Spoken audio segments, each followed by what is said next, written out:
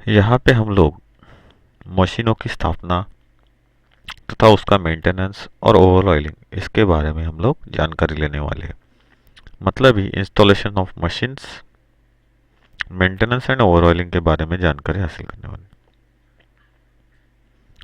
Installation of machines, installation क्यों किया जाता है मशीनों का, या मशीनें वर्कशॉप के अंदर लाने के बाद उनको सही तरीके से इंस्टॉलेशन की रिक्वायरमेंट क्यों होती है, फाउंडेशन की ज़रूरत क्यों होती है। उसकी वजह यह है कि इन मशीन्स के ज़रिए जब भी कोई काम लिया जाता है तब, या कोई ऑपरेशन किया जाता है तब, मशीन नॉर्मली जब चलते हैं तब उसके साथ बहुत सारे पार्ट्स का मूवमेंट होता है, जिसकी वजह से उन मशीनों के घूमने वाले जो पार्ट्स होते हैं उनकी वजह से, या फिर जो ऑपरेशंस मशीन के ऊपर किए जाते या मशीन के द्वारा किए जाते उस समय बहुत सारे फोर्सेस, अपोजिंग फोर्सेस, फ्रिक्शंस और कटिंग एक्शंस जो होती है वो वहाँ पे की जाती है। तो ये सभी चीज़ों की वजह से जॉब के ऊपर आने वाली जो फिनिश होती है ये फिनिश डल हो जाती है, और सही तरीके से इंस्टॉलेशन ना होना, मेंटेनेंस ना करना या उसका ओवरऑलिंग ना करना, तो इसकी वजह से मशीन के पार्ट्स के अंदर भी बहुत सारी खराबी आ सकती है। पार्ट्स निकामी हो सकते हैं, मतलब डैमेज हो सकते हैं। या फिर अगर हम लोग बात करें तो जिसको हम लोग क्वालिटी कहते हैं, ये क्वालिटी के ऊपर भी असर पड़ सकता है। इसीलिए इंडस्ट्री में मशीनों को इस्तेमाल करने से पहले उनको सही तरीके से इंस्टॉल करना ज़रूरी होता है, जिसकी वजह से आगे आने वाली जो भी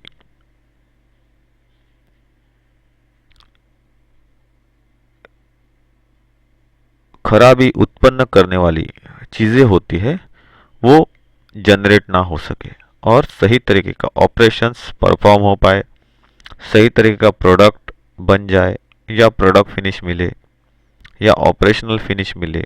ऑपरेशन करते समय वाइब्रेशंस जैसी चीज़ें वहाँ पे उत्पन्न ना हो, कोई शॉक उत्पन्न ना हो। इसीलिए मशीनिंग वर्क्स में, वर्कशॉप्स में जब मशीनों को लाया जाता है तब उनको सही तरीके से इंस्टॉल करना ज़रूरी होता है। इंस्टॉलेशन के अलावा अगर हम लोग बात करें तो अगर हम लोगों ने मशीन को सही तरीके से इंस्टॉल कर भी दिया तो फिर भी उनका मेंटेनेंस, ओवरऑलिंग करना ज़रूरी होता है, तभी वो मशीन बहुत सालों तक अच्छी तरीके से वर्क जो है ये वर्क कर सकती है। तो इस टॉपिक में या लेसन में हम लोग installation, maintenance and overhauling of a machine क्या है ये जानने वाले हैं। तो ये चीज़ हम लोगों को समझ में लेनी है कि अगर मशीनों को सही तरीके में या सही तरीके से इस्तेमाल में लाना जाना चाहिए,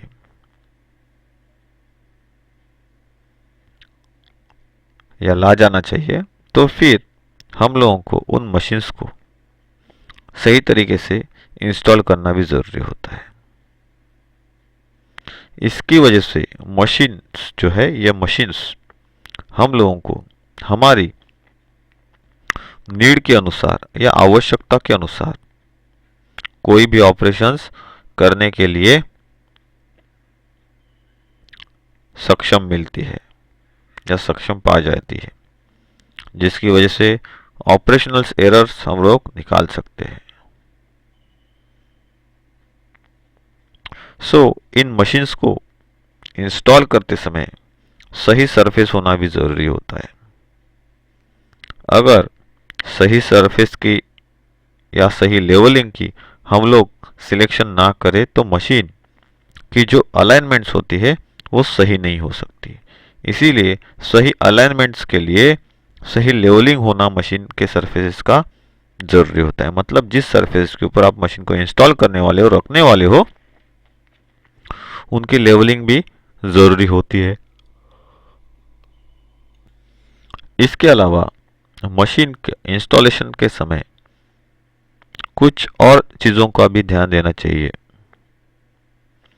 कि मशीन के इंस्टॉलेशन के बाद ये सही तरीके से इस्तेमाल में ला जाए, सही तरीके से ऑपरेशंस परफॉर्म हो। तो मशीन की इंस्टॉलेशन में कुछ स्टेप्स है, इन स्टेप्स को इस्तेमाल में लाया जाता है। जैसे कि हो गया फाउंडेशन डालना, मशीन को इंस्टॉल करने से पहले उसके फाउंडेशंस को बनाना ज़रूरी होता है। फिर उसके बाद सही तरीके के फिटिंग टूल्स का इस्तेमाल करना ज़रूरी है, एक्सेसरीज का इस्तेमाल करना ज़रूरी है। मशीन को फिटिंग करते समय उसको मूव करना पड़ता है, तो मशीन का जो मोमेंटम है वो सही होना चाहिए। सही इंस्ट्रूमेंट का इस्तेमाल करके, इक्विपमेंट्स का इस्तेमाल करके या लिफ्टिंग अप्लायंसेस का इस्तेमाल करके मशीन को एक जगह से दूसरी जगह लिफ्ट करके सही तरीके से फिट करना ज़रूरी होता है। उसके बाद जो सरफेस है जिसके ऊपर आप मशीन को रखने वाले हो, उसके ऊपर मशीन को रखने के बाद उसकी लेवलिंग टेस्ट करना ज़रूरी है। वाइब्रेशन जो क्रिएट होते हैं उनका स्तर देखना ज़रूरी है और उसके हिसाब से वाइब्रेशंस को कम करने वाले इक्विपमेंट्स का इस्तेमाल करना ज़रूरी है मशीन के फाउंडेशन में। उसके बाद मशीन को फिट हो गई, अभी उसका रन डाउन टेस्टिंग होना ज़रूरी है कि अगर आपने मशीन को फिट कर दिया फाउंडेशन में तो उसको चेक करना भी ज़रूरी होता है कि वाइब्रेशंस कितने जनरेट हो रहे कि नहीं हो रहे तो उसको कम कैसे किया जाए, सही लेवल में नहीं उसको लेवल में कैसे लाया जाए, हाइट कैसे एडजस्ट की जाए। बहुत सारी ऐसी चीज़ें जो है वो टेस्टिंग के ज़रिए क्या की जाती है, सॉल्व की जाती है। तो कोई भी मशीन जब इंस्टॉल की जाती है या उसको पर्टिकुलर फाउंडेशन के साथ में फिक्स किया जाता है, तब उसकी फिटिंग्स को देखा जाता है, उसको मूवमेंट जो होता है वो देखा जाता है, उसकी लेवलिंग चेक की जाती है और उसकी टेस्टिंग की जाती है कि वो सही तरीके से काम कर रहे हैं कि नहीं। सो मशीनों की इंस्टॉलेशन करते समय जो चीज़ें हम लोग ध्यान में रखते हैं वो हम लोगों ने यहाँ पे समझ ली। जैसे कि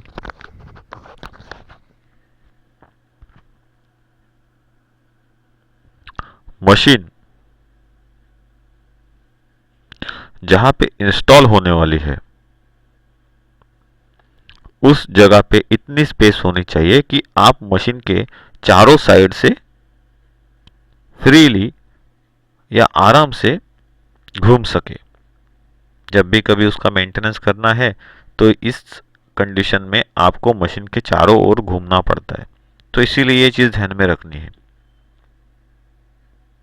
मशीन स्विच को हमेशा मशीन के नज़दीकी होना चाहिए, जिसकी वजह से आप सही तरीके से उसको इंस्टेंटली ऑपरेट कर सकते हो। कोई भी ऑपरेशनल या कोई ऑपरेशन अगर गलत हो जाए तो उसको आप रोक सकते हो। ये सभी चीज़ों के लिए या एक्सीडेंट को रोकने के लिए इंस्टेंटली मेन स्विच जो है ये हमेशा मशीन के पास होना चाहिए और जिसके अंदर ज़्यादा वायरिंग की ज़रूरत ना हो। मतलब क्या है, जितनी रिक्वायर्ड वायर्स है उतनी ही वहाँ पे आनी चाहिए, उससे ज़्यादा नहीं, नहीं तो कन्फ्यूजन हो जाएगा। अगर दो मशीन्स को नज़दीक लगाना है या फिट करना है तो उनके अंदर एक सही सीमित दूरी जो है या पर्टिकुलर डिस्टेंस जो है या गैप जो है ये होना ज़रूरी है। मशीन्स को इंस्टॉल करते समय ये भी ध्यान में रखना चाहिए कि आने जाने वाले जो लोग होते हैं या अदर पीपल होते हैं उन लोगों को मशीन की वजह से कोई क्षति या हानि ना पहुंचे या ना ही तकलीफ हो आ जाने के लिए। इस हिसाब से मशीन को आपको क्या करना है, इंस्टॉल करना है, लगाना है। इसके बाद ये चीज़ भी ध्यान में रखनी है या सबसे ज़्यादा हम लोग बोल सकते हैं चीज़ सबसे ज़्यादा रिक्वायर्ड होती है, आवश्यक होती है जब मशीन को इंस्टॉल किया जाता है तब, कि जहाँ पे मशीन इंस्टॉल की जाए तो वहाँ पे ज़्यादा से ज़्यादा नेचुरल लाइट जो है ये नेचुरल लाइट आ पाए, या आने के लिए कोई प्रबंधन किया हुआ हो, जिसकी वजह से मशीन्स के ऊपर वर्क करते समय हमारी विजिबिलिटी जो है या देखने की ताकत जो है ये और अच्छी तरीके से उभरे, जिसकी वजह से हम लोग कार्य को या वर्क पीस को सही तरीके से ऑब्जर्व कर पाए थ्रू द विजुअल इंस्पेक्शन, जिसके बारे में हम लोगों ने पहले भी पढ़ा है। और इसी की वजह से अगर हम लोग सही नेचुरल लाइटिंग का सोर्स उपलब्ध करवा देंगे तो ऐसी जगहों पे मशीन के साथ में काम करते समय कोई भी तकलीफ नहीं होती है, या किसी प्रकार की बाधा जो है ये वहां पे बाधा उत्पन्न नहीं होती है, यह हमेशा ध्यान में रखना है। तो इंस्टॉलेशन के जो 4 मेन पॉइंट्स हैं, जैसे कि फाउंडेशन हो गया, फिटिंग एंड मूविंग हो गया, लेवलिंग हो गया, टेस्टिंग हो गया, इनके बारे में हम लोग आगे सीखेंगे। तो इनके अलावा भी कुछ ऐसे पॉइंट्स है जिसके ऊपर ये इंस्टॉलेशन क्या करता है, कार्य करता है, तो उन पॉइंट्स को भी हम लोग वहां पे इन पॉइंट्स के साथ में देखने वाले हैं। उसमें से पहला कौन सा है, task before and during the installation. हम लोग ये पॉइंट देखने वाले हैं कि किसी भी मशीन की स्थापना या इंस्टॉलेशन करने से पहले और इंस्टॉलेशन होने के बाद कौन से वर्क्स को परफॉर्म किया जाता है, जिसकी वजह से मशीन आगे अच्छी तरीके से वर्क कर पाए। तो उसमें से होता है पहला जो है उसको कहा जाता है open the packaging of a machine, machine की पैकेजिंग को खोलना।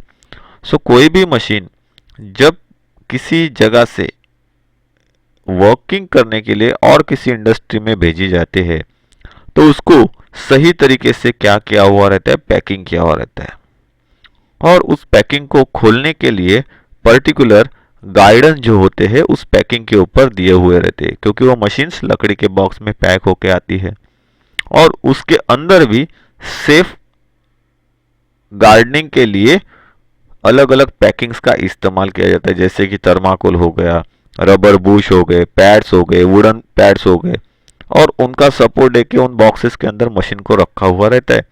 और जब वो हमारे पास में आती है या किसी जगह पे इंस्टॉल करने के लिए जाती है तब उसको उसी सीक्वेंस में क्या करना पड़ता है, खोलना पड़ता है, तभी मशीन्स को हम लोग सही कंडीशन में निकाल सकते हैं। तो मशीन की पैकिंग को खोलना मतलब open the packing of a machine. तो मशीनों को खोलने के लिए सर्वप्रथम जो भी कैटलॉग मशीन के साथ में आता है उसको सही तरीके से पढ़ना जरूरी है, और उनको पढ़ने के बाद या उस कैटलॉग को मतलब जिसको हम लोग सूची पत्र कहते हैं उस कैटलॉग को पढ़ने के बाद सुरक्षित तरीके से पैकिंग को स्टेप बाय स्टेप ओपन करना जरूरी है। पैकिंग ओपन करते समय मशीन के ऊपर किसी भी प्रकार का जो स्ट्राइकिंग है वो स्ट्राइकिंग नहीं होना चाहिए, आघात नहीं होना चाहिए, जिसकी वजह से मशीन को किसी भी प्रकार की हानि या क्षति ना पहुंचे, मतलब मशीन के ऊपर किसी भी प्रकार के डेंट्स मार्क्स ना आए या वो डैमेज ना हो। सो मशीन को पैकिंग के साथ जैसे बांधा जाता है वैसे ही पैकिंग सही तरीके से निकालने के बाद मशीन के हर एक जो एक्सेसरीज है या पार्ट्स है उसको देखना जरूरी है कि उनमें कुछ डेंट्स, क्रैक्स या अदर कुछ चीजें आई हुई है या वो टूटे हुए हैं ट्रांसपोर्टेशन में,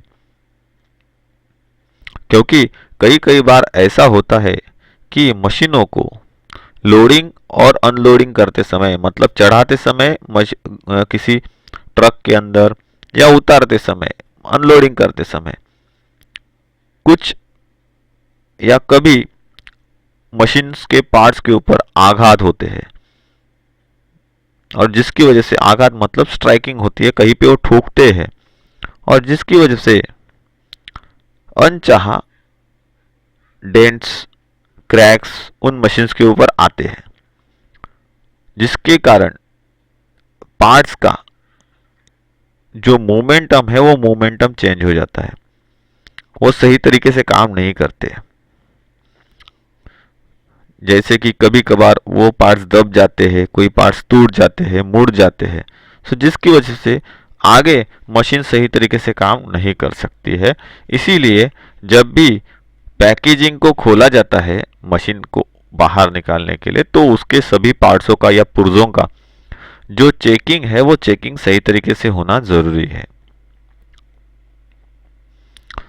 अगर ऐसी सिचुएशन में अगर कोई पार्ट डैमेज हो गया मिले या क्रैक्ड हो गया मिले, तो इसकी सूचना इंस्टेंटली कंपनी को दी जाए और उससे रिप्लेसमेंट के तौर पे दूसरा पार्ट जो है ये मंगा लेना जरूरी है,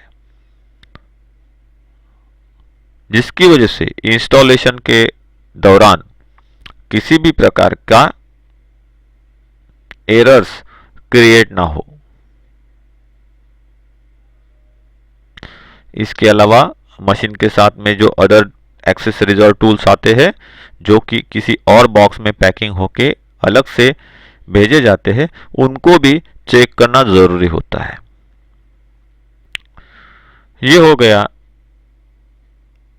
open the packaging of machine. मतलब क्या है, मशीन जिस पैकेजिंग के थ्रू हमारे पास में आई है उसी को उसी सीक्वेंस के हिसाब से जैसे मशीन को पैक किया है उसी तरीके से ओपन करना भी हम लोगों को आना चाहिए।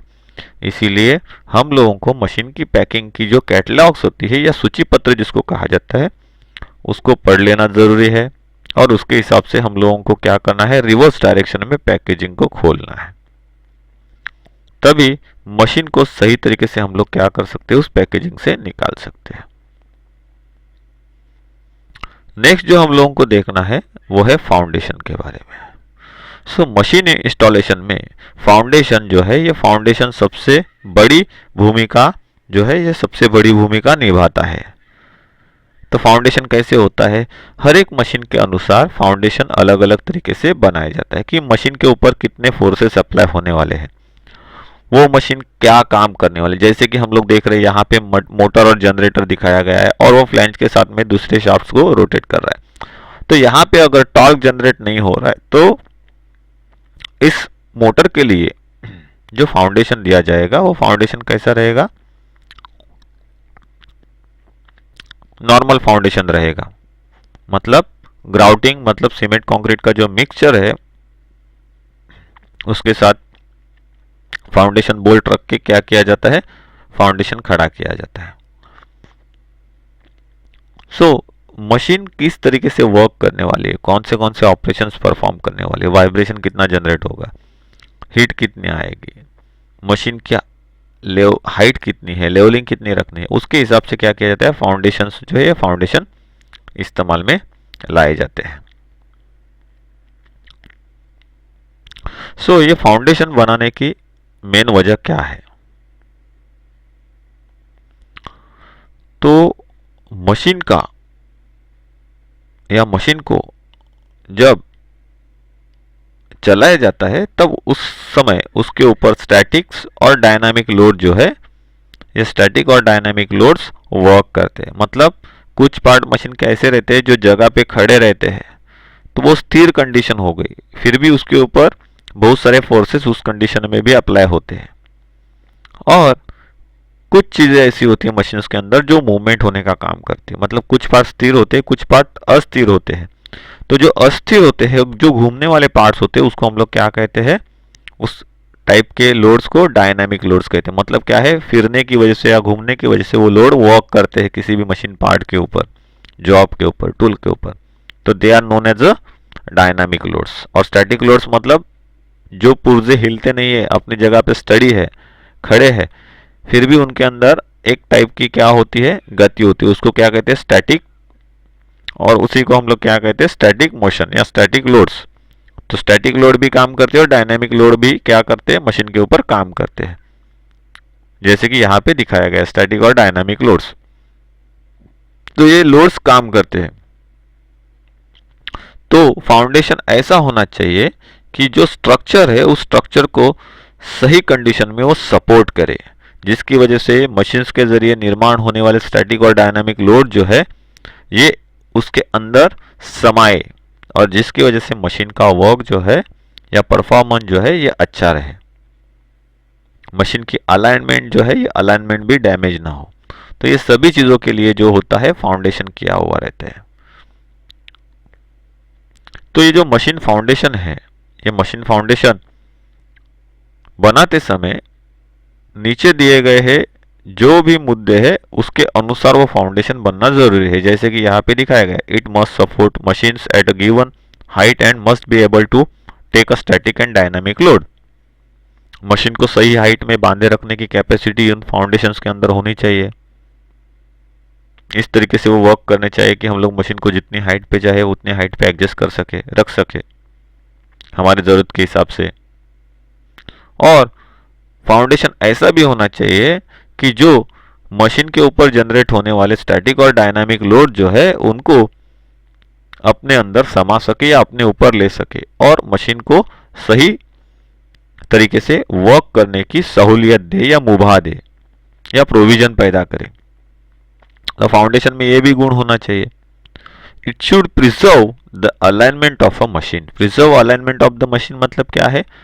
सुरक्षित रखना जो मशीन की अलाइनमेंट है। फाउंडेशन के अंदर ये खूबी होनी चाहिए, कहीं भी कितना भी वाइब्रेशन हो, चैटरिंग हो, स्ट्राइकिंग हो, तो फिर भी वाइब्रेशन जो है ये वाइब्रेशन मशीन के अलाइनमेंट को जैसे कि वैसा ही रखे, उसके अंदर कोई भी चेंजेस होने ना दे। अगर मशीन की अलाइनमेंट ही गलत हो गई तो फिर उसका असर मशीन के घूमने वाले पार्ट्स के ऊपर भी हो सकता है, ना घूमने वाले पार्ट्स के ऊपर भी हो सकता है और मशीन के लाइफ के ऊपर भी हो सकता है। इसीलिए जब मशीन चलती है तो उसको स्ट्रांगली होल्ड करना जरूरी होता है, इसीलिए उसको फाउंडेशन के थ्रू इस्तेमाल किया जाता है। और फाउंडेशन के अंदर वो खूबी होनी चाहिए कि वो मशीन को या मशीन की अलाइनमेंट को किसी भी तरीके से टस मस ना होने दे, मतलब अलाइनमेंट को बिगड़ने ना दे। थर्ड जो है, it should absorb the vibration of the moving parts. So machine के पार्ट्स कुछ स्थिर होते हैं, कुछ अस्थिर होते हैं, मतलब कुछ पार्ट डायनेमिक होते हैं और कुछ कैसे रहते हैं? स्टैटिक रहते हैं। स्टैटिक मतलब स्थिर, अपनी जगह पे बंधे हुए, वो हिलते डुलते नहीं है, लेकिन फिर भी उनके अंदर वाइब्रेशन होता है जो हम लोग देख नहीं सकते हैं। और कुछ पार्ट्स ऐसे होते हैं जो घूमते हैं, तो जिसकी वजह से उनके अंदर वाइब्रेशन जनरेट होता है। तो मशीन का जो फाउंडेशन है या मशीन के लिए तैयार किया जाने वाला जो फाउंडेशन है वो ऐसा होना चाहिए कि जो वाइब्रेशंस या आघात मशीन के ऊपर बन रहे हैं या मशीन की वजह से निर्माण हो रहे हैं या किसी ऑपरेशन की वजह से जनरेट हो रहे हैं, वो सभी क्या हो जाए? उस फाउंडेशन के अंदर एब्जॉर्ब हो जाए, समा जाए। ऐसा फाउंडेशन जो है ये फाउंडेशन में प्रॉपर्टी होनी चाहिए, उस तरीके से फाउंडेशन को बनाना जरूरी है। तो मशीन के लिए इंस्टॉलेशन करते समय फाउंडेशन बहुत ही इंपॉर्टेंट भूमिका जो है ये इंपॉर्टेंट भूमिका निभाता है। तो कार्य के अनुसार, मशीन के शेप के अनुसार, मशीन के ऊपर किए जाने वाले ऑपरेशंस के अनुसार, रिक्वायर्ड फिनिश के अनुसार मशीन की फाउंडेशन जो है ये फाउंडेशन हम लोगों को अलग अलग जगह पे अलग अलग मशीन्स के लिए अलग अलग मिलती है और उन्हीं के हिसाब से different types of foundation board जो है वो फाउंडेशन बोर्ड्स इस्तेमाल में लाए जाते हैं, जिसको हम लोग बाद में सीखने वाले हैं, types of foundation boards and there uses topic के अंदर। तो फाउंडेशन क्या है ये हम लोगों ने देख लिया, क्यों जरूरी है वो भी समझ लिया। इसके बाद नेक्स्ट हम लोगों को देखना है लिफ्टिंग एंड मूविंग। उसी को कुछ लोग स्लैंगिंग कहते हैं, उसी को कुछ लोग क्या कहते हैं? स्लिंगिंग। स्लिंगिंग मतलब ही क्या होता है? लटकाना। मशीनों को सही जगह पर इंस्टॉल करने के लिए कई बार मशीन्स को एक जगह से दूसरी जगह पर रखना जरूरी होता है। इसी के लिए कैटलॉग के अंदर दिए गए डायरेक्शन के जरिए ही मशीन को सही तरीके से उठाकर रखना होता है। अगर ये कैटलॉग ही हमारे पास में ना हो या जिसने मशीन को बनाया है उसने वो कैटलॉग हम लोगों को नहीं दिया है, तो उस समय पे ये ध्यान में रखना है किसी भी मशीन का जो सेंटर ऑफ ग्रेविटी होता है, मतलब गुरुत्व केंद्र होता है, उसी सेंटर ऑफ ग्रेविटी के अंदर से या जगह से हम लोगों को क्या करनी है, मशीन को उठाना है, लिफ्ट करना है और सही जगह पर मशीन को क्या करना है, फीड करना है। तो स्लिंगिंग और लिफ्टिंग एंड मूविंग क्या है ये हम लोगों ने समझ लिया है। इसके बाद नेक्स्ट जो हम लोगों को देखना है वो है installation, levelling of a machine. बहुत सारी जगहों पे मशीन को इंस्टॉल करना पड़ता है, बिठाना पड़ता है और ये ऑपरेशन हर किसी जगह पे इंडस्ट्री में किया जाता है। जब इन मशीन्स को इंस्टॉल किया जाता है तो उसका लेवलिंग करना भी जरूरी है। इंस्टॉलेशन के लिए हम लोगों को फाउंडेशन चाहिए। अगर आपने सही फाउंडेशन अगर बना के दिया है तो फिर भी उसके अंदर ग्राउटिंग करते समय या अदर इंस्ट्रूमेंट के जरिए उसको प्लेन करते समय हम लोगों को सरफेसेस के अंदर थोड़ी बहुत खामियां मिलती है। सो ये जो थोड़ी बहुत खामियां हमारे लिए लगती है ये आगे जाके बहुत सारे एरर्स जॉब के ऊपर ला सकती है ऑपरेशंस करते समय। इसीलिए क्या किया जाता है, मशीन को सही तरीके से लेवल करना जरूरी होता है और इसीलिए कहा जाता है इंस्टॉलेशन के बाद लेवलिंग जो होती है मशीन की ये देखना भी ज़रूरी है। सही तरीके से उसको चेक करने के लिए सही नॉलेज वाला बंदा भी होना ज़रूरी होता है। तो मशीन को इंस्टॉल करने से पहले उसकी साइज, उसका शेप जान लेना ज़रूरी है। उसके ऊपर किए जाने वाले ऑपरेशंस को समझ लेना ज़रूरी है। इसके साथ में ही कौन से फोर्सेस उस मशीन के ऊपर ऑपरेशंस किए जाते समय क्रिएट होने वाले उसके बारे में भी जानकारी होना जरूरी है। जिसकी वजह से इंस्टॉलेशन के दौरान मशीन्स के लिए सही लेवलिंग, सही हाइट का हम लोग सिलेक्शन कर सके और लेवलिंग चेक करते समय स्पिरिट लेवल का इस्तेमाल कर सके, जिसकी वजह से हम लोगों को पता लग पाए कि मशीन को सही हाइट और लेवलिंग में फिट किया गया है।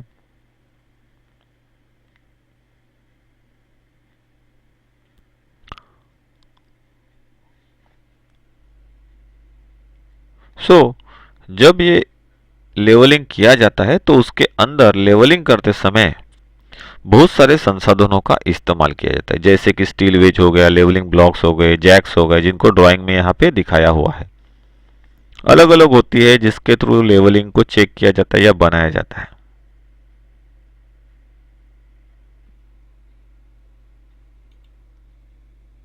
स्पिरिट लेवल से लेवलिंग चेक करने के बाद इंस्टॉलेशन डिवाइसेस के थ्रू मशीनों को उसकी जगहों पे क्या किया जाता है, इंस्टॉल किया जाता है और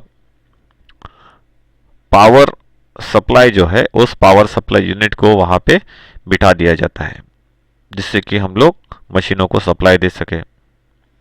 अगर किसी मशीन के अंदर मूवमेंट करते समय वाइब्रेशन होने की या झटके लगने की या झटका या वाइब्रेशन जनरेट होने की अगर स्थिति पैदा होने वाली हो, तो उसके लिए जब आप मशीन को इंस्टॉल कर रहे, उसकी स्थापना कर रहे, तब वहां पे एंटी वाइब्रेशन पैड जो है उन एंटी वाइब्रेशन पैड्स का इस्तेमाल करना ज़रूरी होता है, जिसकी वजह से जो भी वाइब्रेशन जनरेट होगा मशीन के ज़रिए वो वाइब्रेशन सीधा उन वाइब्रेशन पैड्स के अंदर चला जाएगा, वो उनको एब्जॉर्व करेंगे और वो वाइब्रेशन ज़मीन के अंदर छोड़ दिया जाएगा यूजिंग द वाइब्रेशन पैड्स। कुछ जगह ऐसी होती है जहाँ पे फाउंडेशन करने के बावजूद भी मशीन के अंदर वाइब्रेशन ज़्यादा होता है, जिसकी वजह से मशीन के ऊपर चैटरिंग हो सकती है, मशीन की फिनिश डल हो सकती है। ये सभी वहाँ पे हो सकता है। इसीलिए क्या किया जाता है, वहाँ पे वाइब्रेशन पैड्स जो है वो इस्तेमाल में लाए जाते हैं। ये पैड जो होते हैं वो रबर के बने हुए रहते हैं, रिब्ड होते हैं। रिब्ड मतलब उसके अंदर खांचा बने हुए रहते हैं, स्लॉट्स बने हुए रहते हैं, और उसको मशीन के नीचे डाला जाता है, जो कि अलग अलग वाइब्रेशंस के लिए अलग अलग साइजेस में और अलग अलग हार्डनेस के मार्केट में अवेलेबल होते हैं।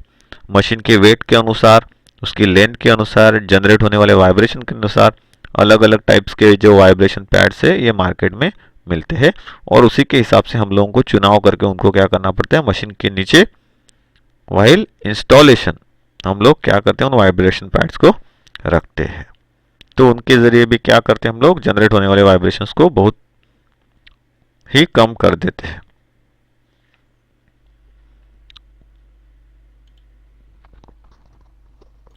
सो ये ध्यान में रखना है, लेवलिंग फाउंडेशन करते समय लेवलिंग के हिसाब से फाउंडेशन सरफेसेस प्लेन होने चाहिए, और सरफेसेस जो है ये हमेशा स्ट्रांग होने चाहिए। मशीन को सेट करते समय उसको लेवल में रखना ज़रूरी है। लेवलिंग जो होती है मशीन की, इसको कंप्लीट करने के लिए 3 चीज़ों का इस्तेमाल किया जाता है, जैसे कि स्टील वेजेस हो गई, जो कि हम लोग ड्राइंग में देख रहे हैं। उसके बाद जेवलिंग बॉक्स हो गए, या लेवलिंग ब्लॉक भी उसको कहते हैं। जैक स्क्रूज हो गए हैं, उनका भी इस्तेमाल किया जाता है। Steel wedges, levelling block, jack screws, इनके ज़रिए क्या की जाती है, मशीन फाउंडेशन के अंदर लेवलिंग की जाती है। सो जैक स्क्रू कैसे दिखता है, तो यहाँ पे वो दिखा है, जैक स्क्रूज इस तरीके से दिखते हैं। उसका फिगर यहाँ पे दिखाया है, एक्चुअल में कैसे दिखता है वो दिखाया है। शिम्स कैसे दिखती है, तो ये शिम्स दिखाई गई है, जो कि उन फाउंडेशन स्क्रूज के नीचे एंड में पहले बिठाई जाती है एज अ पैकिंग के तौर पे लेवलिंग करते समय।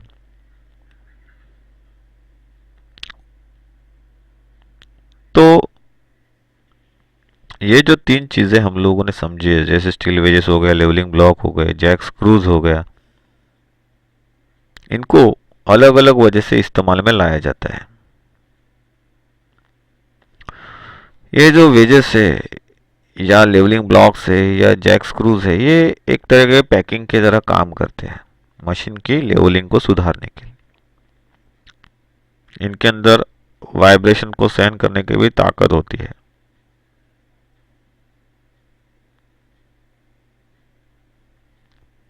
तो जब इन स्टील वेजेस को इस्तेमाल में लाया जाता है, ड्राइंग के अंदर यहाँ पे हम लोग देख रहे हैं, जब उन मशीन्स को पर्टिकुलर हाइट में उठाना है, उसको लेवलिंग करना है, तो उन वेजेस का जो सबसे पॉइंटेड सिरा होता है उसको मशीन के बेस के अंदर डाल दिया जाता है, और क्या करते हैं, हैमर से उसके ऊपर स्ट्राइक करते हैं।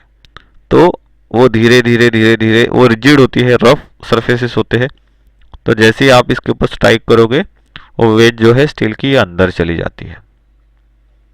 और जब मशीन लेवल पे आ जाए तब क्या किया जाता है, फाउंडेशन बोर्ड्स को पूरे तरीके से टाइट कर देते थे, जिसकी वजह से हम लोगों को सही लेवलिंग जो है वो सही लेवलिंग मिल पाती है। स्टील वेजेस क्या है ये देख लिया। उसके बाद अगर हम लोग बात करें तो वो है सीम के बारे में। ये सीम्स जो होती है, ये मशीन की लेवलिंग करते समय उसकी हाइट को इंक्रीज करने के लिए, उसके साथ में फाउंडेशन बोर्ड्स को सही तरीके से सपोर्ट देने के लिए, रिजिड सपोर्ट के लिए इस्तेमाल में लाई जाती है। तो ये सीम्स जो होती है ये अलग अलग थिकनेस की हम लोगों को मिलती है, अलग अलग साइजेस की मिलती है, और हाइट के हिसाब से इनको क्या किया जाता है, अलग अलग इस्तेमाल में लाया जाता है। मतलब क्या है, आपको हाइट कितनी तक बढ़ानी है या कितने तक लेके जाना है, तो इसके हिसाब से अलग अलग टाइप की जो शिम्स आती है वो इस्तेमाल में लाई जाती है। ये अलग अलग थिकनेस की अवेलेबल मिलती है। मतलब इनकी जो गेज थिकनेस होती है, ये गेज थिकनेस कैसी होती है, अलग अलग मिलती है। नेक्स्ट जो हम लोगों को देखना है उसको कहा जाता है levelling block. Levelling block wedge के दो पेयर के जैसे दिखता है। तो यहाँ पे एक पहला वेज दिखाया गया है सेम, दूसरा ही वेज के जैसा इंक्लिनेटेड सरफेस यहाँ पे हम लोग देख रहे हैं। ये लोअर प्लेट है और ये वेज प्लेट है, तो लोअर प्लेट भी वेज प्लेट की जैसी दिखती है। सो मशीन्स जो है जब इसका इस्तेमाल किया जाता है, जिसको हम लोग क्या कहते हैं, लेवलिंग ब्लॉक कहते हैं। तो ये लेवलिंग ब्लॉक के ऊपर मशीन रखी जाती है। तो मशीन का और फाउंडेशन का कभी भी कांटेक्ट जो है कांटेक्ट नहीं होता है। सो मशीन की अगर हाइट बढ़ानी है या हाइट कम करनी है तो क्या किया जाता है, स्क्रू जो होते हैं वॉशर विथ स्क्रू और नट बोल्ट अटैचमेंट, इसको घुमा के क्या किया जाता है, उन हाइट्स को वेजेस को एडजस्ट किया जाता है और मशीन के हाइट्स को कम ज़्यादा जैसे रिक्वायर्ड है उसके हिसाब से क्या करते हैं, सेट करते हैं। तो ये ध्यान में रखना है, मशीन के चार साइड्स में ये ब्लॉक जो है लगाए जाते हैं। डिपेंड होता है कौन सी मशीन है उसके हिसाब से ब्लॉकेज का इस्तेमाल करना तय होता है। तो जब लेवलिंग करनी है तो जिस साइड से लेवल को कम या ज़्यादा एडजस्ट करना है उसके हिसाब से आपको क्या करना होता है, स्क्रूज या जो बोल्ट्स होते हैं जिसके थ्रू उनको घुमाया जाता है, कम ज़्यादा हाइट में एडजस्ट किया जाता है, उन स्क्रूज को क्या किया जाता है, लूज किया जाता है या टाइट करके क्या करते हैं, लेवलिंग को सेट करते हैं। तो जो लेवलिंग ब्लॉक है वो किस तरीके से वर्क करते हैं ये हम लोगों ने समझ लिया। ये जो लेवलिंग ब्लॉक है उनको वाइब्रेशन पैड के साथ में भी इस्तेमाल में लाया जाता है, कभी कभी बिना वाइब्रेशन पैड के साथ में भी उसको इस्तेमाल करते हैं, मतलब विदाउट वाइब्रेशन पैड या विथ वाइब्रेशन पैड, दोनों कंडीशन में इनको इस्तेमाल में लाया जाता है। डिपेंड होता है मशीन कितना वाइब्रेट जनरेट करती है, वाइब्रेशन जनरेट करती है। इसके अलावा अगर हम लोग देखेंगे तो इसका एक सबसे ज़्यादा बेनिफिट ये होता है कि कभी कभी काम करते समय ज़्यादा वाइब्रेशन जनरेट होते हैं और उसकी वजह से मशीन की लेवलिंग जो है, लेवलिंग पूरी तरीके से चेंज हो जाती है, जिसका असर मशीन के ऊपर वर्किंग करते समय मशीन के ऊपर जो जॉब्स बन रहे हैं उसके फिनिशिंग के ऊपर भी आता है। चैटरिंग क्रिएट करती होती है, मशीन की फिनिश डल मिलती है। तो इन सभी से बचने के लिए क्या करना पड़ता है, या हाइट मशीन की कभी कभी कम जाती होती है, लेवलिंग चली जाती है, तो इसके अंदर वो चीज़ नहीं होती। इसके अंदर क्या होती है कि जैसे ही आप इनका इस्तेमाल करना चाहो आप उनके इस्तेमाल में लाओ, इनके ज़रिए कभी भी कोई भी मिस अलाइनमेंट्स नहीं होती है, या अगर इससे पहले कभी मिस अलाइनमेंट्स हुए तो इनके ज़रिए उन मिस अलाइनमेंट्स को क्या किया जाता है, कम किया जाता है।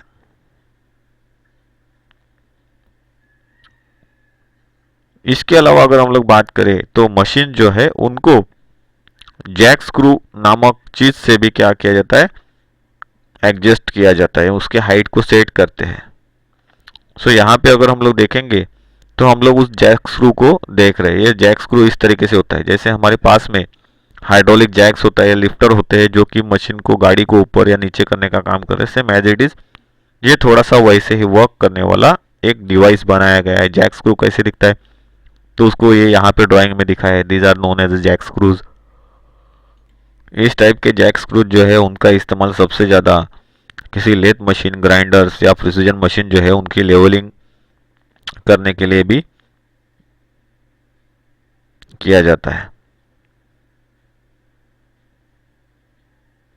और एक प्रकार के स्टील की जो प्लेट्स होती है उसके ऊपर इसको रखा जाता है।